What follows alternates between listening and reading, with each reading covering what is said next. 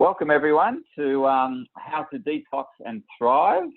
This will be presented to you by myself, Anthony Hartcher. I'm a clinical nutritionist and lifestyle medicine specialist. So just a bit more about my background. I certainly didn't start out this way. I had a bit of a journey to where I've arrived today and basically pursuing my passion. So I started my journey as a chemical engineer, worked in corporate for around 15 years, and then went back to school and did a further 2 degrees, one in Complementary Medicine and the other in Nutrition, Dietetic Medicine. And this is my lovely family you can see on this slide here. My wife, Adriana, my eldest daughter, Sophia, and my son, Ollie. So what am I going to cover today? I'm going to cover why do a cleanse, why detox. Going to go into what's behind a successful detox, and then how to actually do one yourself. So why do we need to detox? Detox is essential for us. It's essentially the process of us flushing out toxins and allowing our body to operate more efficiently. And we're in that detox period, what we're essentially doing is limiting the toxins going in and allowing or maximizing what's going out, and that gives us the cleanse. The benefits you can get from a detox, certainly more energy, better sleep, feeling happier because your hormones are better regulated. Everything runs more efficiently, so you feel better overall. Definitely lighter, and absolutely there's going to be clearer skin, because our skin is one of our detoxing organs, and it's more the last resort or the second tier after our primary organs, that being the liver, kidneys, and lungs. And so if we're too toxic, we'll notice it coming out of our skin. So that's where essentially the bathtub is overflowing, and the other organs are just too busy, and hence the toxins are released through our skin. So that can relate in skin breakouts. So certainly if you support those inner organs, that being the liver, kidneys, and lungs, then those organs can successfully run the detox, and your skin will stay happier, vibrant, glowing. So these are 5 reasons why it's good to do a detox. There are many more. What is a detox? As I mentioned earlier, it is really just supporting the body to eliminate toxins, and we do that by minimizing what's going in and maximizing what's going out. The critical success factors to a successful good detox, I sum up into these 5 categories. The first being compliance to the plan. So obviously, I'm going to go through what the plan is, but it's sticking with the plan. And that's probably the most challenging, because there's so many temptations in today's world. What your friends are doing, what you used to do, what's still sitting in the cupboard. But I'm going to give you some success strategies on how you can, optimize your probability of succeeding in this program. But starting, before we go through those success strategies, you need to have an underlying reason why you're doing this. And it needs to be clear in your mind as to why you're doing this. If you're just doing this because you think it's something that's good and you're not really connected to the benefits it's going to bring for you, that drive or the motivation to succeed is going to be dwindled over time when all these temptations come into it. But if your goal is clear, such as you want to lose a specific amount of weight, or you want to feel so much better than today, or you want your skin to be vibrant, if those goals are really clear and you have that emotional attachment to those goals, then you've got a much greater chance of succeeding. So find that why. And it's essentially doing what a kid does, doing it to yourself. And a kid will always ask why, until they've got to the bottom of the iceberg. And so you want to keep asking yourself why, and eventually you'll get down to that underlying driver, that burning desire to succeed. And once you attach your goal to that desire, it's so much easier. You can really knock back the temptations. The good thing is we're still in July, and generally there's a lot of people around us doing dry July, so it makes it a bit easier.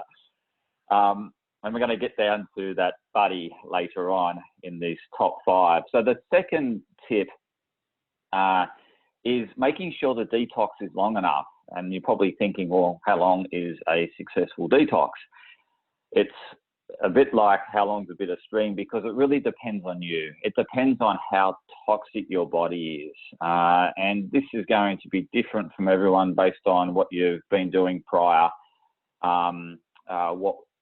If you're carrying weight, for example, if you've done you've been enjoying life, partying very hard, all those sort of factors will really come down to the length of the cleanse.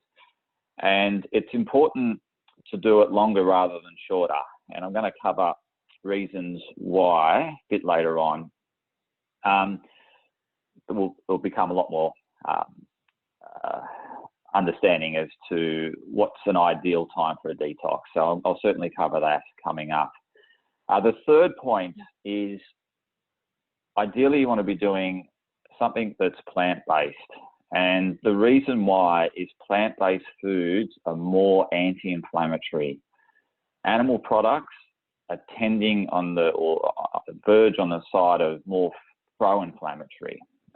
So you certainly don't want to be introducing sources of inflammation, because that's something else your body has to deal with, let alone focusing on detoxifying. And the thing is, with toxins floating around in your body, that does create inflammation in itself. So you may be already inflamed. Why do you want to introduce more inflammation? And that will come from more animal-based foods. So ideally, you want to be chasing a plant-based detox and lots of colour. And I'm going to get to why the colour later on. The fourth point here is you really want that person that holds you to account. So whether it be a mentor of yours or a health practitioner of yours, you really want someone that you're checking in with that's holding you to account. So, basically making sure you do what you say you're going to do. It is really important, because when we have that accountability piece, it's more likely we're going to stick with it and be able to move through those temptations. So that's, really that point 4, which is having someone to hold you accountable, is like the level of importance of having the strong why as to why you're doing this. Those two are the real key ones to really driving success in your detox. And the fifth one here is finding a companion, a buddy that is going to be doing it with you, sharing the pain, and you've got someone to celebrate at the end, but that's someone that can really help you through it, in the sense that I've got someone, we're doing it together. So it could be your partner, ideally, someone that's really close and you're living with. It could be your flatmate. You really want someone that, you're spending a lot of time with, that you're constantly helping one another. It's like having that training buddy. You're going to turn up for that training buddy because you said you would. You are both in it together and you're going to achieve success together. And so it's that teamwork. So ideally you want to find someone to do it with and have that coach or mentor that's going to hold you both accountable. So that's 5 specific successful success factors to a good detox. And I think it's important, as much as I cover the success factors, is to cover the common pitfalls. So why do people not succeed on a detox, or why it doesn't seem to work for them?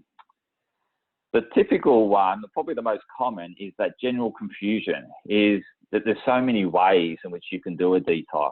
And it's not really a one-size-fits-all, because, as I said, everyone's coming at a different starting point. Everyone has a different end point. Everyone has different outcomes they want to achieve.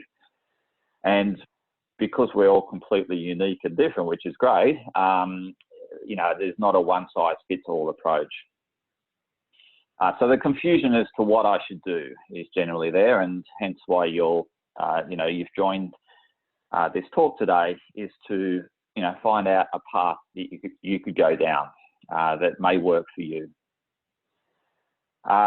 Secondly, the unsustainability is, again, what I mean by that is that you can't, it's not something you can do and hold for a period of time. It's just too drastic, too sudden, too quick. So that can become difficult, particularly if you don't have that strong why, that accountability, and that buddy. So you can overcome this unsustainable, but a really good detox will be life-lasting. And so what I'm going to share with you today is something that I want you to continue into the future, because it will maintain good health and good health outcomes. And, there's things that you can reintroduce that I'll be encouraging the reintroduction of that aren't in the detox that are going to be helpful for maintaining good health. But generally, what you're doing in that period of time is what you should be doing over a lifetime. And the program that I'm going to share with you is exactly that. The third point here is no support. So a common pitfall is that you don't have that cheerleader, that buddy, or the person who's holding you account to support you during the period that you're doing it. And hence it becomes harder.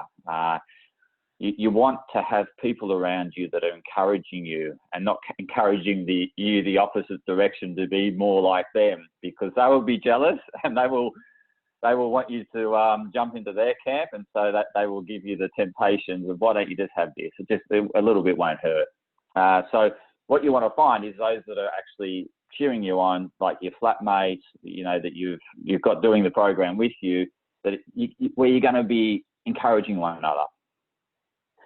And fourthly here is that if you don't see results, it's obviously really difficult to continue with a cleanse or a detox. So it's important that results come. Now, with this point, it's making sure that you set the benchmark. So do you understand where you're currently at today? If you need to set the metrics so that you can measure progress. And, I think a common one where people trip up is that they just measure themselves on the scales. And sometimes it's not clear on the scales, depending on what life. If you do a lot of gym work, you could be burning fat, but increasing muscle mass and seeing no change on the scales. And that can be frustrating.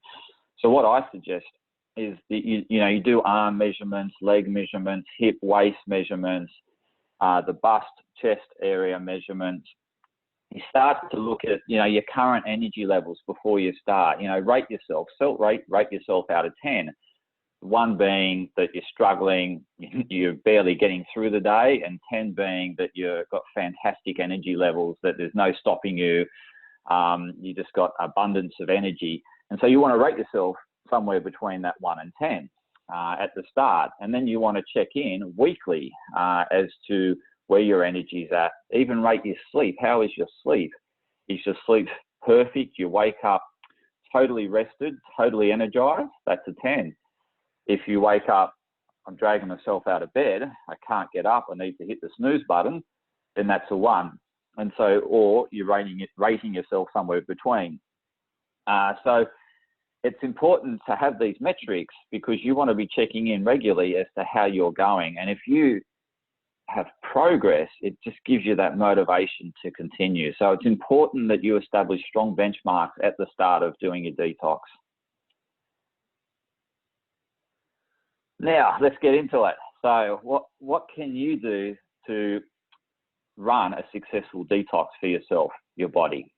As I mentioned earlier, we need to eliminate, reduce what's going in. So we don't want to be filling the tank or the bathtub with huge amounts of detox faster than what our body can secrete them or get rid of them.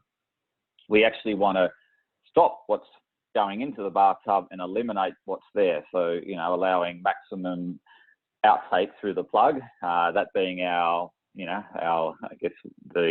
where we go to the toilet, that's how we excrete toxins, urination, and doing our number 2s.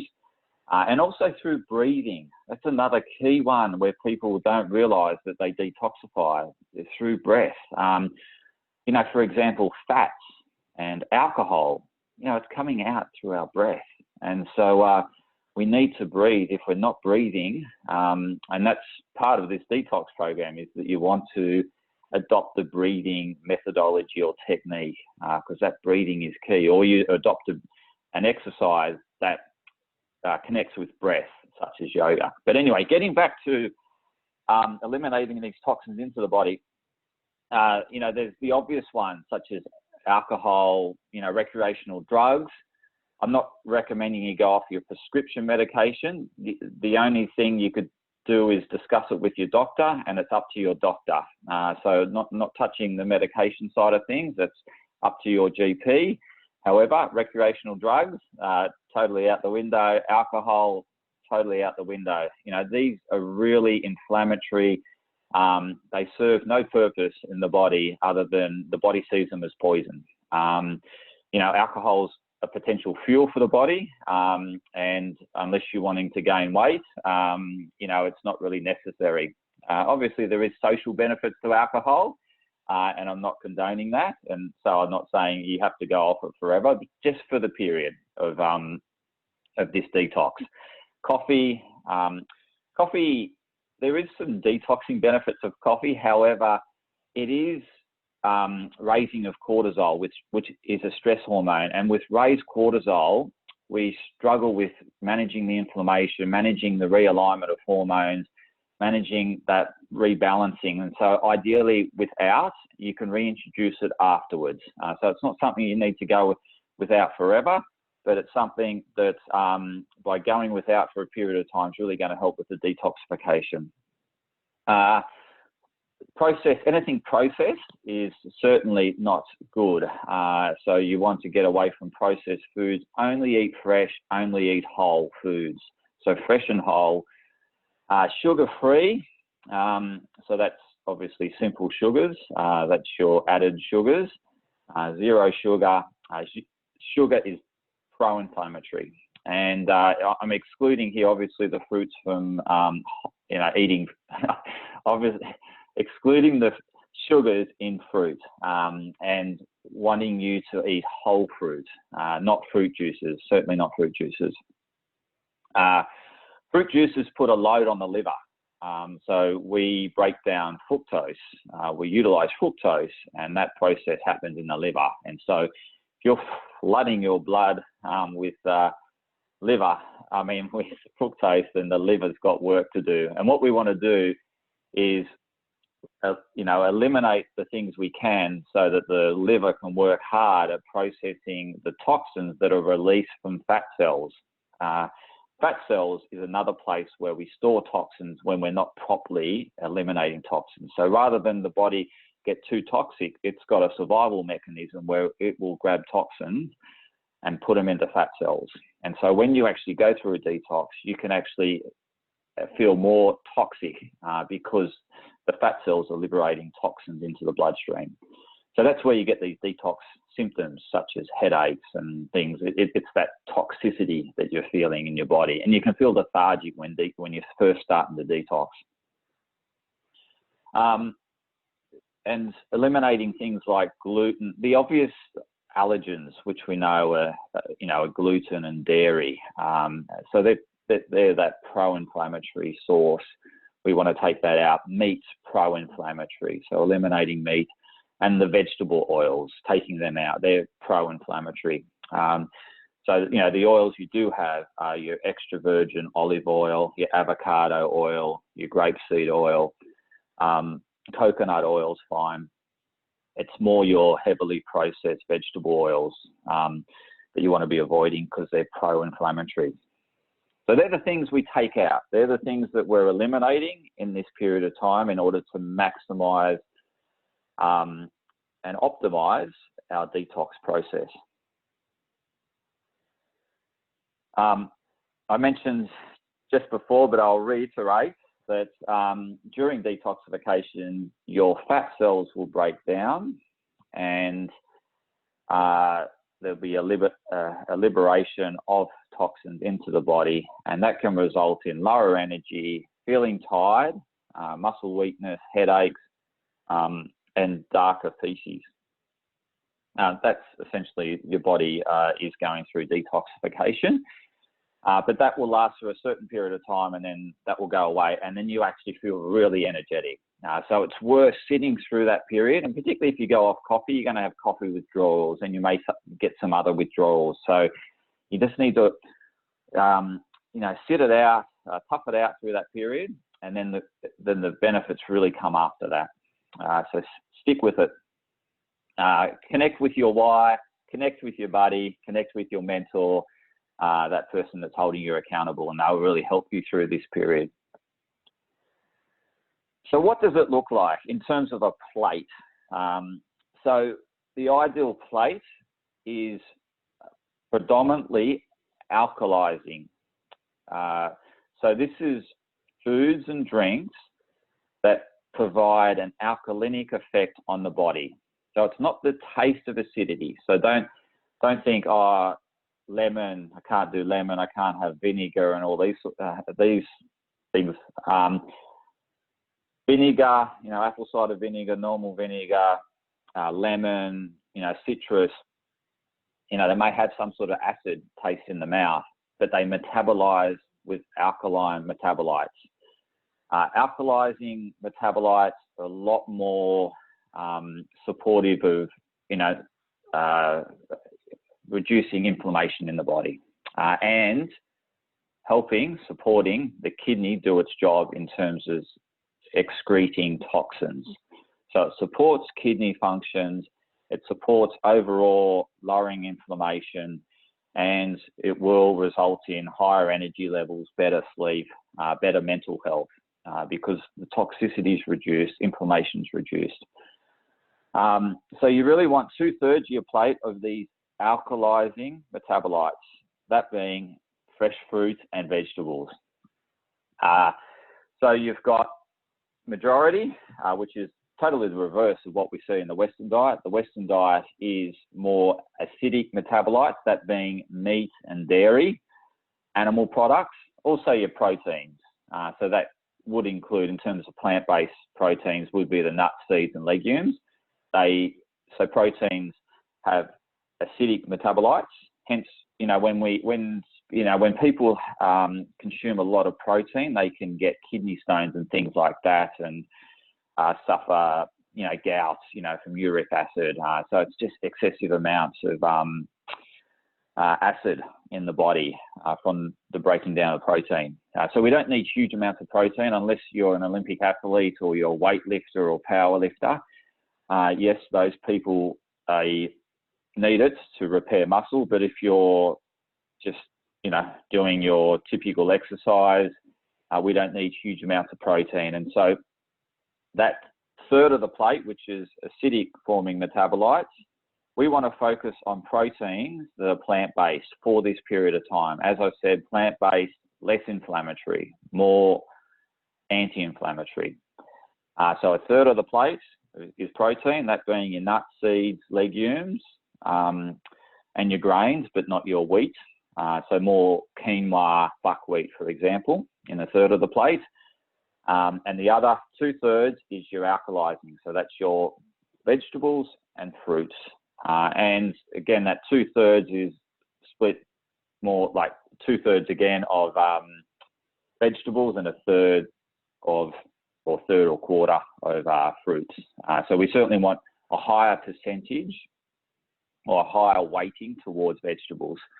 So what does this look like when you eat out? It looks like a plate of stir-fried vegetables with a bit of tofu. That's fine. That's your protein. That's, the tofu can make up that 1/3 of the acid-forming metabolites.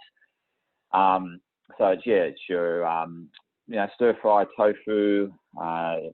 That's, or it could be cashews. That could be your protein, your cashews in there. Or it could be a brown rice.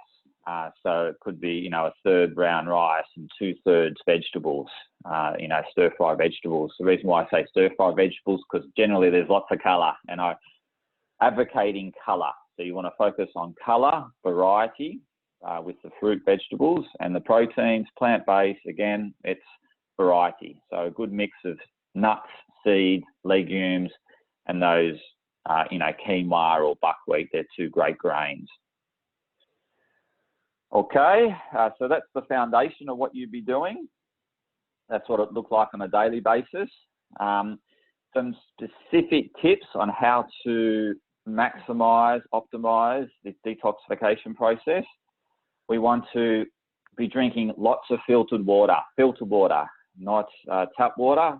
The reason being is tap waters, well, there's obviously things like chlorine and those sort of things that do cleanse the water and prevent it from getting over toxic with pathogenic bacteria. However, we don't want to bring in a whole lot of chlorine into our system, or fluoride, or all these additives. So ideally, filtered water is best. Alkaline water, if you can afford it, is even better. So really, you want to be getting around 35 mils per kilogram of body weight of water. Okay, so depending on, if you're a 70 kilo person, then your 35 mils times it by 70 kilos will give you what you should be drinking, consuming throughout the day. And sipping is best. You don't want to be consuming your order all in one go, because that just floods puts a poor load on the kidneys, increases your blood pressure and everything. So you're best to sip water throughout the day. I totally advocate light to moderate exercise. The reason for this is that you're cleansing, you're detoxifying. So your energy levels won't be terrific when you're cleansing. So it's more doing something, because the movement helps us secrete toxins, helps push them out. So, get them out of the fat cells around our peripheral muscle tissue, legs, arms, and things like that. So, we want to, move these muscles so that we actually push the toxins back into these organs that are going to be eliminating them. So light walking, jogging, yoga, I mentioned earlier, is fantastic. So these is what you want to be doing, something consistently every day. You want to get into a habit of doing something every day and adjust it based on how you're feeling. If you're feeling great, then there's no reason why you can't do a bit of high intensity training. So just really go with how you're feeling, how your body's feeling, and you be the best judge of that.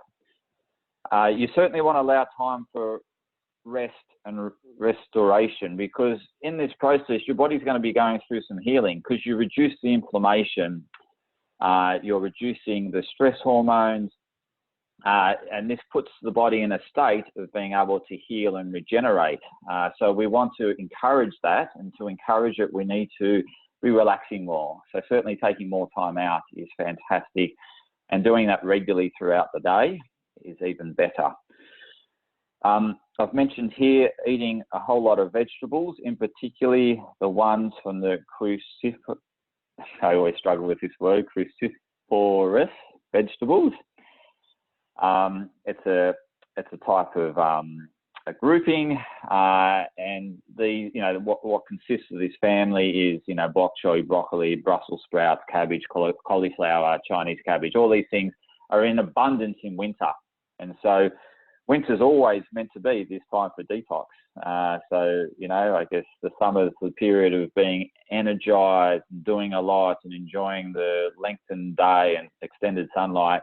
And winter's a time to bring in and start to unwind and relax a bit more and do less, and to focus on yourself. And hence why you're probably interested in doing a detox, because spring's not too far away now.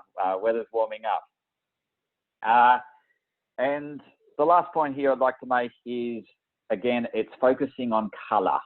Okay, so a lot of what I mentioned, the cruciferous, I need to get this word right, vegetables, is that they're predominantly dark leafy greens, and dark leafy greens are great for many reasons. They're rich in chlorophyll, rich in magnesium, good calcium as well, lots of phytochemicals. But we want to extend that to more colours, because in the other colours, we're getting other phytochemicals, other nutrients, vitamins and minerals from the various reds, yellows, oranges, purples, all the different colours. So we really want to focus on that rainbow salad, or that minestrone soup, a mixture of vegetables. Okay, so what does a successful detox look like? I'm going to break it down into 3 weeks. So the reason why I've chosen 3 weeks, or I recommend 3 weeks, is it's essentially 21 days. And as we're aware, 21 days is enough to break old habits and create new habits, new healthier habits. And so this period of time will enable you to let go of those habits you haven't been able to break, and to create more resourceful, healthier habits. And this process will enable longevity to what you're doing in the 3 weeks, because it becomes habit. If you do it shorter, it's less time to form those good habits, and are more likely that you'll just jump on the cleanse or detox and then jump back to what you're doing. This, by sitting out 3 weeks of it, really is letting go of those unresourceful, those ones you didn't like, that were annoying you, that weren't getting the results that you want. You let go of them, say goodbye to them, and introduce the new healthier habits. So what does week 0 look like? So this is the prep week. You have to have a prep week. As you know, preparation is the key to success. So our prep week looks like this. It's essentially stop buying those things that you know that you shouldn't be having, and allowing them to run out, or chuck them out. So when it hits week 1, you don't want to have any temptations in the house. You don't want to have any alcohol, no coffee, none of your go-to emotional food, all that bingy sort of stuff that you may indulge on in time to time. You want to make sure that's out of the house. All your flatmates have locked it away and hidden it from you. So get it out of view if you can, out of reach, out of sight. So that's the first point. And then you want to, at the same time, which was probably the first step actually, is to finding that buddy. So to find that person that you're going to go on this journey with. So someone close to you that's ready to do it with you, connect with them and go together. And then you start the planning phase with them. It could be, you go and do a shop together. So, that shopping is going to incorporate everything I just mentioned previously. So it's fresh, it's whole, lots of fruit, lots of vegetables. So don't bother about going into, go into a fruit and veggie store where that's all that's available and that's where you're shopping from. But yes, you can buy, some nuts and seeds and some legumes and quinoa and buckwheat, because that's your third of the plate. That's your protein source. And then the rest of the planning phase is really going to set you up for success. So this is identifying the areas that will trip you up. So just looking ahead and thinking, in the next 3 weeks, I'm going to be tempted by this or that. This is my plan B, or my strategy to navigate myself around that, or how to manage that situation. So you really want to map out the journey, map out the 3 weeks. You might want to change routes, in terms of your walk at lunchtime. If you don't want to be walking through food courts, you don't want to be seeing lots of junk food advertising. So you want to be watching programs that aren't that are ad-free. So it's really setting yourself up by understanding the environments that you're in and just creating a more supportive environment. So it's maybe not hanging out with those drinking buddies of yours, the ones you're going to celebrate with, but start sort of focusing on building that tribe around you that's going to go with you and support you, because they're the ones you want to be hanging out with. You want to avoid these temptations. That will really set you up for success. You want to understand, when these temptations come into play, what time of the day. Then you want to think about your strategy to managing those temptations. So I'll give you an example. A typical, maybe it's a coffee run at work. So what are you going to do so you don't want to think that you're doing without all the time. You just want to find a healthier substitute. So, okay, your friends are doing a coffee run, a shout there. Also, yes, you can have herbal teas on this program that I recommend. There's next to no calories. It's hydrating yourself, and it's actually nourishing you. These herbal teas, again, are full of these great phytochemicals, vitamins, and minerals. So, it's just having a herbal tea instead of a coffee. So yeah, look for those healthier substitutes so you don't always feel that you're doing without. So instead of reaching for that morning coffee, maybe it's now a lemon and ginger tea, a cleansing, or maybe it's your apple cider vinegar, a bit of lemon juice, hot water. Maybe you're sipping on that if that's something that you're drawn to. But it's just having a nice, healthier substitute in replace of what you had previously. If it's eating out at lunch, you go to a food court with your friends, then it's finding those sort of Asian stir fries that you can. Again, it's a bit hard because the portions won't be exact. You're probably not going to get a third of, your brown rice. It's probably going to be 2/3 brown rice and a third of stir-fry vegetables. But anyway, it's sort of giving you some options to better cope with situations, and you want to plan out for those situations. And then go with your buddy, go shopping, do everything together. Really hang out together, become companions, and enjoy the journey together. Okay, so now week 1. So what's going to happen week 1? It's going to be your most challenging week, as I mentioned before, when fat cells start breaking down, and they can now because you'll have insulin better regulated. When we're eating unhealthy, living unhealthy lifestyles, and that can be, you could still be eating well, but you're just very busy and not resting.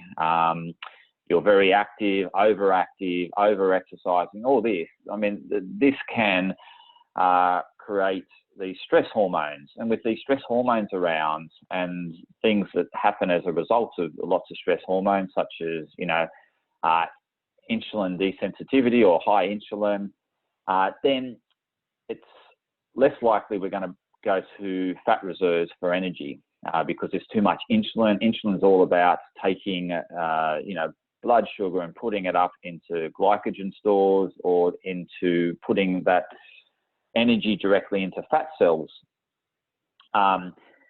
If we better regulate insulin, and we can do that through this detox program and having a more plant-based diet and having a more supportive lifestyle, and that being less energetic, but still exercising, that being light to moderate exercise, insulin will be better regulated, and we have a greater ability to break down fat cells. We're not working against the grain. If you have high insulin, you're working against the grain. If once insulin's regulated, it's easier for the body to think, yes, I need that little bit of extra energy because I'm still expending the same amount of energy, but now I'm eating a healthier diet. I can get that energy from fat cells. Those fat cells will start breaking down, release toxins into the bloodstream. Hence, you start feeling that, low energy, fatigue, potential headaches. They're not great things to experience, but you are going through a detoxification, and it's just be aware of that. It's a healthy process. Obviously, if this hangs around for excessive, exaggerated periods of time, then that's, you need to get further help. But, generally it's a few days, maybe a week, depending on how toxic you are. And so, during this period, you want to be supporting the body by getting rid of, eliminating these toxins, drinking well, lots of water, continuing to eat well, not introducing new new toxins, such as I mentioned earlier. And in this process, there will be you will you'll have cravings. So you'll crave some old things. Maybe it'd be a coffee, maybe it'd be that sugar thing that you kept having in the morning or in the afternoon. So, you'll want to go back to the old habits. And so some techniques to help you through these things that will pop up in the first week, because you are breaking the old habits and creating new ones. So what do you do when you experience these temptations or cravings? You want to look at ways to take that thought away. What the last thing you want to do is connect with that thought and allow that thought to manifest. If you focus on it, it's just going to get bigger and it's going to get harder to withstand. The less time we can give that thought and allow that thought to pass, the easier it is. We just move on. So what we want to do is let that thought go, and we can do that. There's many ways, one being you change your task. Maybe, if you're sitting at the computer, you get this thing, then change your posture, get up, move around, go on to a new activity, just distract yourself. Or it could be picking up the phone, calling someone and talking something different. So it's just getting your mind off it. You shift that mind for a period of time off that thought. It just dissipates, it goes away. You can apply mindfulness techniques when this comes on. So mindfulness is all about getting into the present moment. And so it's whatever gets you present. That can be different for everyone.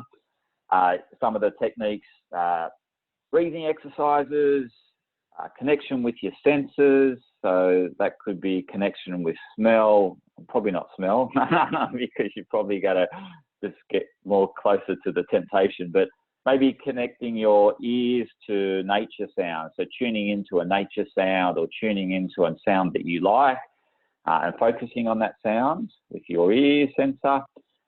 Looking at something, so focusing on something else and then just really becoming focused on that. You can distract yourself, juggling, for example, focusing on it's just focusing somewhere else and getting absorbed in that task, and that, getting really present with that task, and that thought will pass.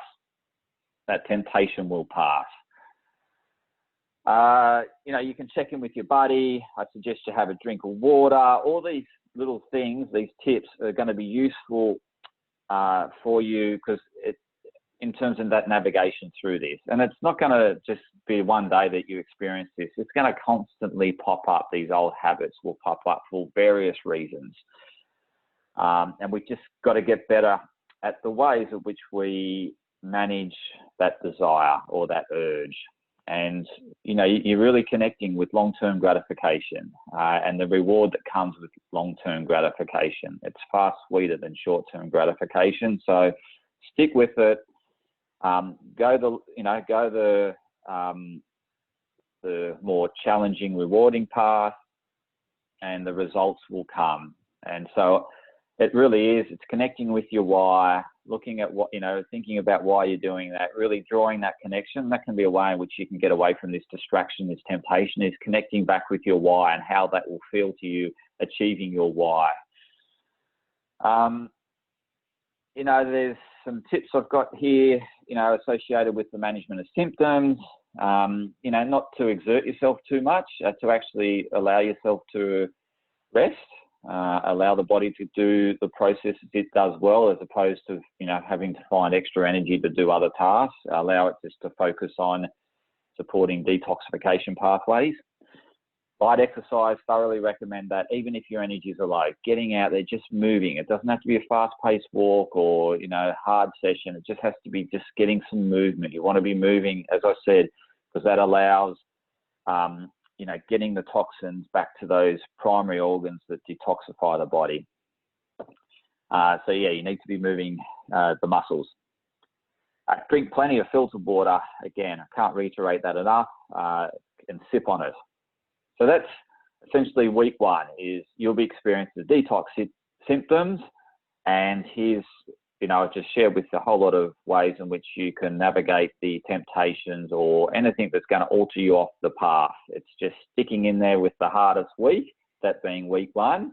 And then you'll find week two is when I guess the rubber hits the road in terms of results. You really start noticing improved energy. You can notice this in the first week, particularly if you haven't been that bad coming into it in terms of, if you're not overly toxic, you can notice these real good benefits in the first week and actually don't experience any detox symptoms. So depending on what state you're coming into the program will depend on how you go throughout it.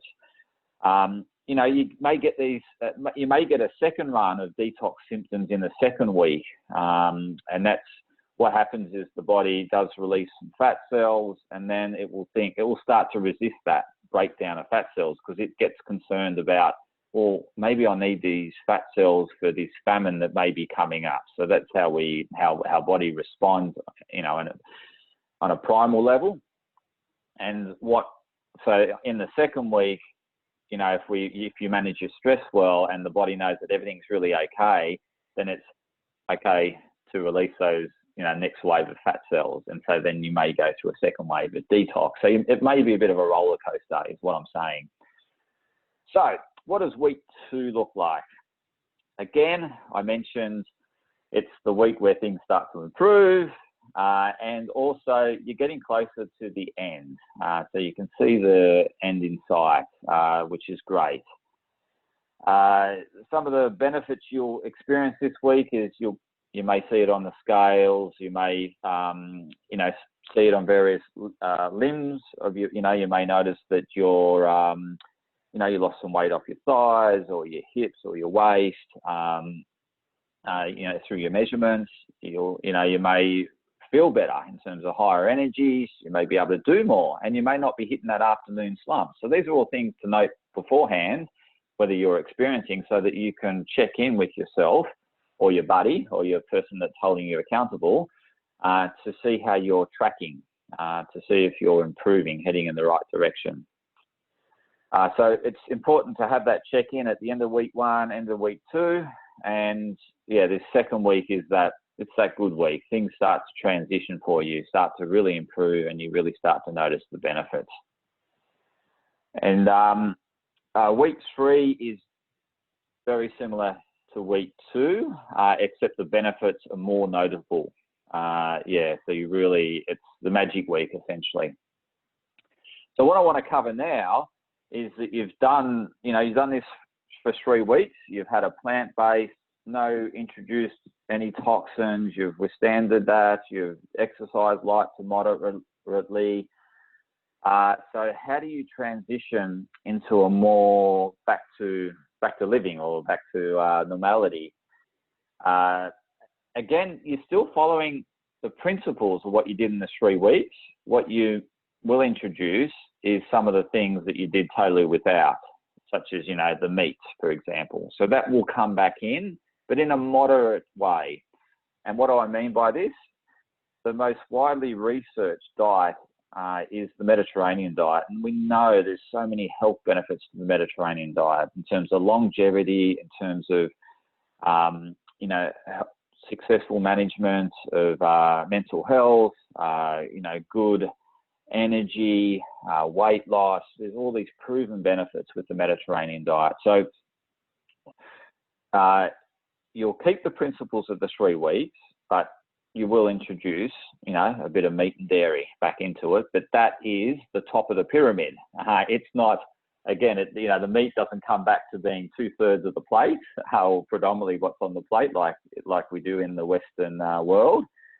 The meat or whatever it is, the fish, is more that side dish. So you're still having the majority of your meal plant-based, but you're introducing a side of meat or a side of fish, or it's the smaller part of what you have.